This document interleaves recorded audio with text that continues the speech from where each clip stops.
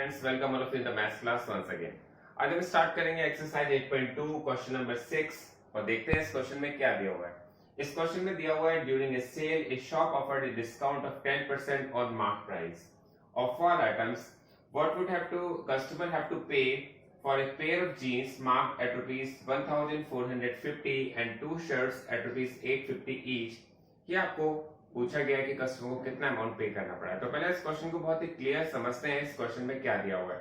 इस क्वेश्चन में दिया हुआ है एक सेल है और सेल में जो शॉपकीपर ने जो डिस्काउंट ऑफर किया है वो 10% किया है मार्क प्राइस पर। मैंने आपको बताया भी था कि जो डिस्काउंट होता है वो मार्क प्राइस पर ही काउंट होता है। तो मार्क प्राइस पर उसने 10% का डिस्काउंट ऑफर किया हुआ है। तो एक कस्टमर ने कितने अमाउंट पे किया होगा अगर उसने वन पेयर ऑफ जीन्स ली है जो 1450 की है और टू शर्ट्स ली है जो 850 जिसकी मार्क प्राइस है। तो आपको बताना है। तो सबसे पहले हम देखते हैं कि कस्टमर ने कितना जो सामान है वो परचेज किया है। सबसे पहले देखते हैं mark price of a pair of jeans. एक पेयर ऑफ जीन्स की कॉस्ट कितनी है, जो मार्क प्राइस है वो कितनी है, वो दी हुई है 1450 और उसने जो शर्ट परचेज की है वन शर्ट की कॉस्ट कितनी है, ए शर्ट की कॉस्ट है ₹850।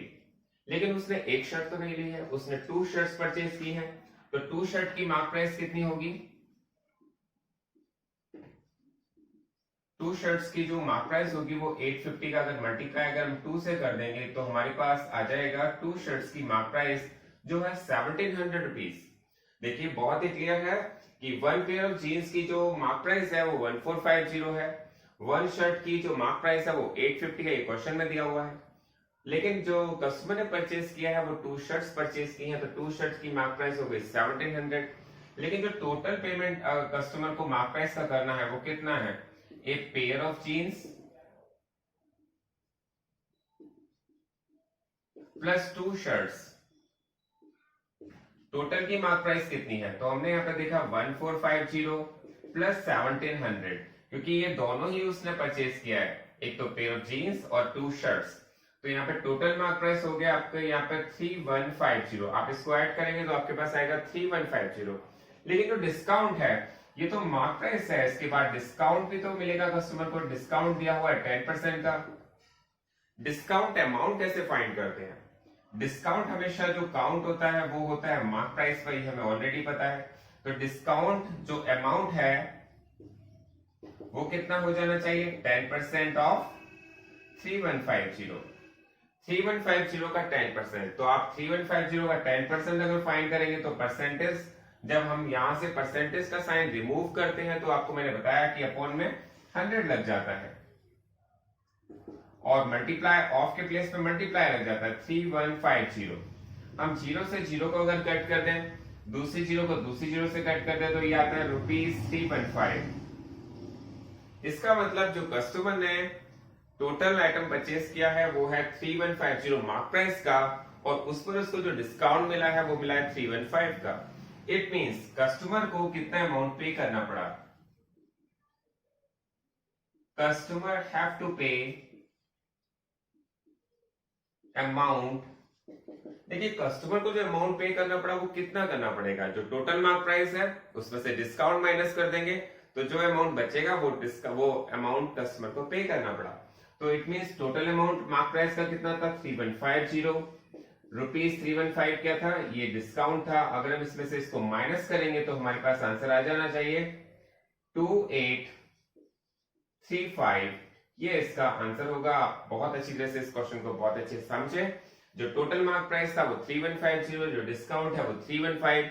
अगर हम टोटल मार्क प्राइस में से डिस्काउंट माइनस कर देते हैं तो वही अमाउंट कस्टमर को पे करना पड़ा, वो है 2835। अब देखते हैं क्वेश्चन नंबर 7। अब करते हैं क्वेश्चन नंबर 7। क्वेश्चन नंबर 7 देखते हैं उसमें क्या दिया हुआ है। इस क्वेश्चन में दिया हुआ है milkman sold 2 buffaloes for ₹20,000 each.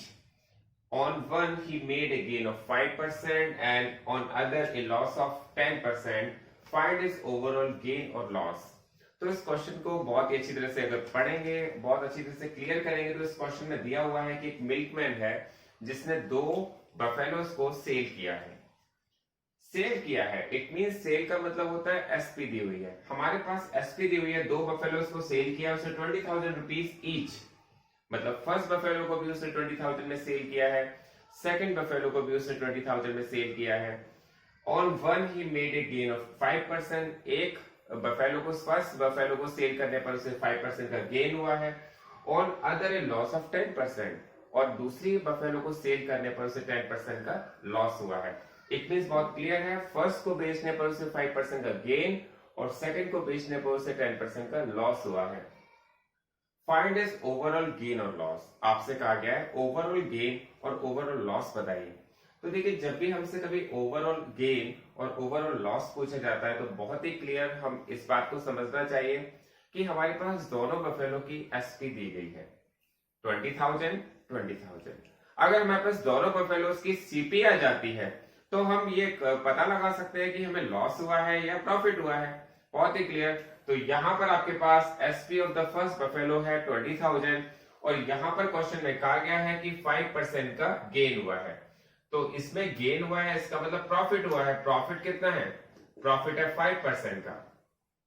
तो इसका मतलब हमारे पास इसकी सीपी को फाइंड करने के लिए एक फॉर्मूला है, CP is equal to SP into 100 upon 100 plus gain percent या प्रॉफिट परसेंट, जो भी हम कहना चाहें, एक ही बात है इन दोनों में। तो हमारे पास एक फॉर्मूला है जिससे हम सीपी फाइंड कर सकते हैं। मैंने बताया आपके पास एसपी गिवन है, आपके पास प्रॉफिट है 5% का, तो आप सीपी कैसे फाइंड करेंगे? सीपी फाइंड करने के लिए हमारे पास फॉर्मूला है SP into 100 upon 100 plus profit percent. तो आप सीपी कैसे फाइंड करेंगे? सीपी की वैल्यू है 20,000, एसपी की वैल्यू है 20,000 रखेंगे, 100 का मल्टीप्लाई करेंगे, अपॉन में 100 प्लस 5 रखेंगे, क्योंकि ये हमने फॉर्मूले में वैल्यू पुट कर दी है। एसपी के प्लेस पर 20,000 पुट कर दिया है, प्रॉफिट परसेंट के प्लेस पर 5 पुट कर दिया है।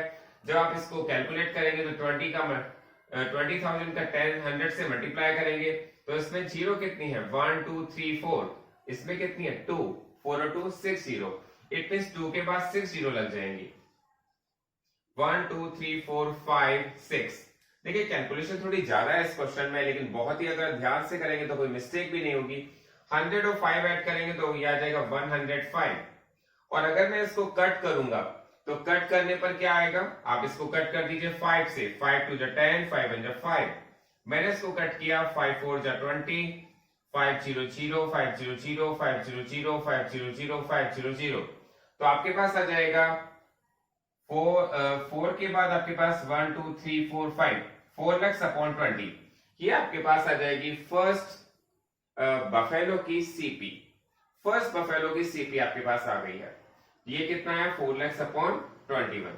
तो जो भी आया है वो आपने पुट कर लिया। इसके बाद हम देखते हैं एसपी ऑफ सेकंड बफेलो या अदर बफेलो। ये भी आपके पास कितनी दी गई है? 20,000 रुपीज। लेकिन इस बफेलो पे लॉस हुआ है, और लॉस कितना है? 10% का। अब यहां पर तो हमने प्रॉफिट, यहां पर प्रॉफिट हुआ था तो प्रॉफिट का हमने फॉर्मूला अप्लाई किया था। यहां पर लॉस हुआ है तो यहां पर फॉर्मूला भी लॉस का ही अप्लाई करना पड़ेगा। और लॉस के फॉर्मूले और प्रॉफिट के फॉर्मूले में क्या डिफरेंस है सीपी फाइंड करने के लिए? यहां पर हम देखते हैं SP into 100 upon 100 minus loss percent. तो यहां पर प्रॉफिट होता है तो प्लस हो जाता है और लॉस होता है तो माइनस हो जाता है। ये हमने फॉर्मूले जब किए थे तब ध्यान से देखा ही था। इसके बाद देखेंगे हमारे पास इसकी सीपी कितनी आती है। तो एसपी तो 20,000 ही है और 20,000 का मल्टीप्लाई आप 100 से करेंगे, अपॉन करेंगे 100 में से 10, क्योंकि लॉस है 10% का। फिर आप इसको कैलकुलेट करेंगे तो आएगा 20,000 इंटू 100 और अपॉन में आएगा 90 की जीरो इसमें है, जीरो से हम जीरो को कट कर देंगे और हम इसका मल्टीप्लाई करेंगे तो आपके पास आएगा 1 2 3 4 एंड 5। 2 के बाद 5 जीरो आ जाएंगी। तो 1 2 3 4 5 अपॉन 9। जो दूसरी बफेलो है उसकी सीपी भी हमने अब फाइंड कर ली है। अब देखिए, आपको जब फाइंड करना है ओवरऑल गेन और लॉस तो आपको क्या करना पड़ेगा? आपको दोनों की एसपी फाइंड करनी पड़ेगी और दोनों की सीपी को फाइंड करना पड़ेगा। देखना पड़ेगा एसपी ज्यादा है या सीपी ज्यादा है। तो हम क्या करते हैं, SP of both buffaloes,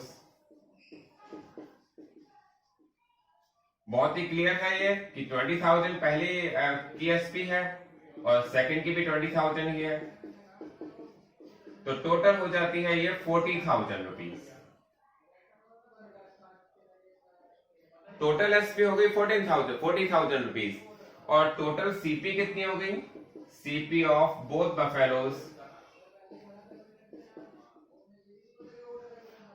CP आपने फाइंड किया फर्स्ट बफेलो की 4 lakhs अपॉन 21, 4 lakhs 1 2 3 4 5 अपॉन 21 और सेकंड बफेलो की आपने फाइंड किया 2 lakhs अपॉन 9, तो 1 2 3 4 5 अपॉन 9।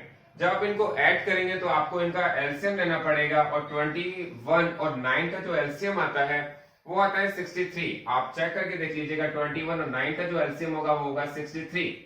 तो मैंने यहाँ पर इन दोनों का एलसीएम ले लिया है। आप देखेंगे मैं अगर इसको डिवाइड करूंगा तो 3 बार जाएगा, तो आ जाएगा 4 3 12।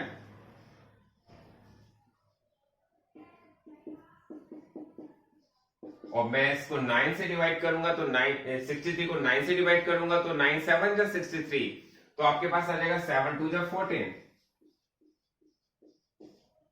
आप जब इनको ऐड करेंगे तो 14 और 12 ये हो जाता है 26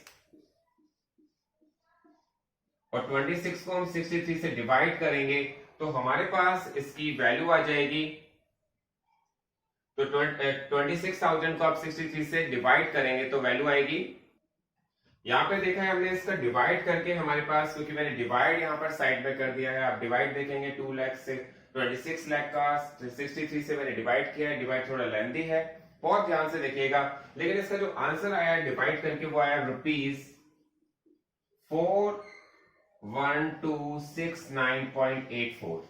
यहाँ पर हमारे पास आया ₹41,269.84। और आप देखेंगे डिवाइड करने के बाद जो हमारे पास इसकी सीपीआई है, अब हमारे पास दोनों की एसपी भी आ गई है और दोनों की सीपी भी आ गई है। अब देखते हैं दोनों में सीपी ग्रेटर है या एसपी ग्रेटर है, और देखने से पता चल रहा है एसपी स्मॉलर है, सीपी ग्रेटर है।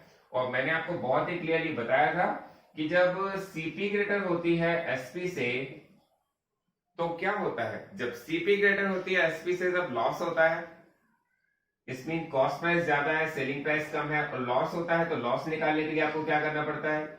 लॉस निकालने के लिए आपको सीपी में से एसपी को माइनस करना पड़ता है।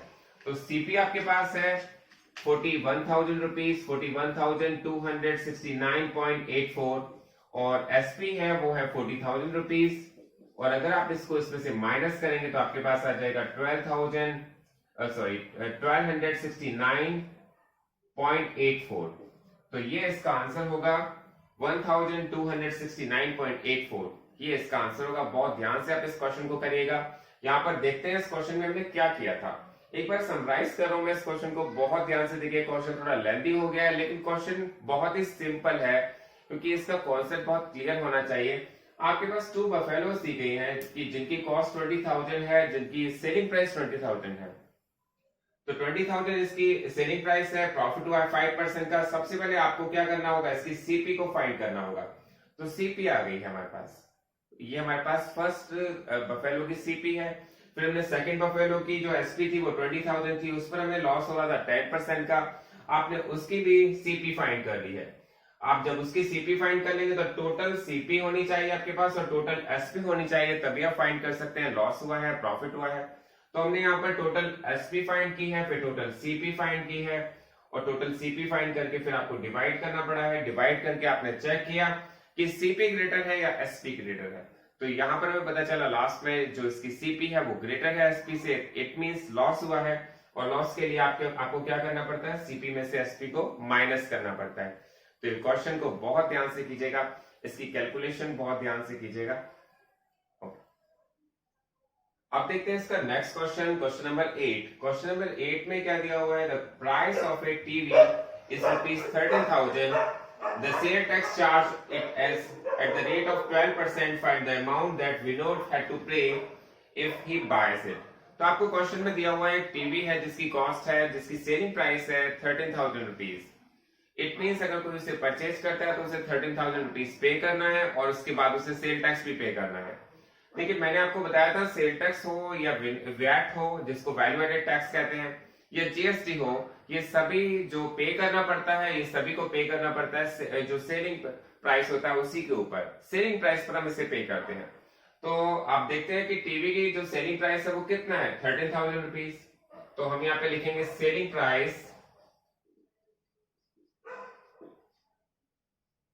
Of TV is rupees 13,000। और जो सेल टैक्स है बहुत ही सिंपल, ये क्वेश्चन आपको लगने चाहिए क्योंकि इसमें कुछ भी ऐसा कुछ खास नहीं, क्योंकि बहुत ही सिंपल, क्योंकि सेल टैक्स जो चार्ज होता है वो एसपी पे होता है, सेलिंग प्राइस पे होता है। जो सेल टैक्स है वो कितना है, सेल टैक्स है इसमें 12% का। तो सेल टैक्स का अमाउंट कितना होगा,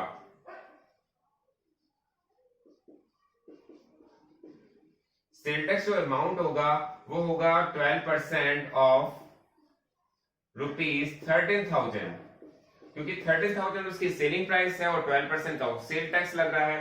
तो आपको सबसे पहले इसका 12% फाइंड करना होगा। परसेंट को हटाते ही आपको 100 लगाना पड़ता है, ऑफ को हटा के आपको मल्टीप्लाई करना पड़ता है और 13,000 लिखना है यहाँ पर। जब आप इसको कट करेंगे तो 20 से 20 कट हो जाएंगी और आप देखेंगे यहाँ पर हम इसका मल्टीप्लाई करते हैं तो 12 0 0 12 3 जा 36, 36 का 6 कैरी लगा 3, 12 बन 12 और 3 15।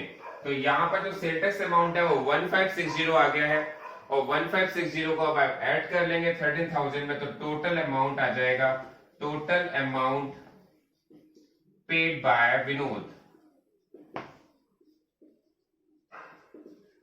विनोद को टोटल अमाउंट कितना पे करना पड़ा, 13,000 तो उसकी सेलिंग प्राइस थी और रुपीज 1560 टैक्स था। तो टोटल अमाउंट अगर आप ऐड करेंगे तो आपके पास आ जाएगा 14,560। यही इसका आंसर होगा।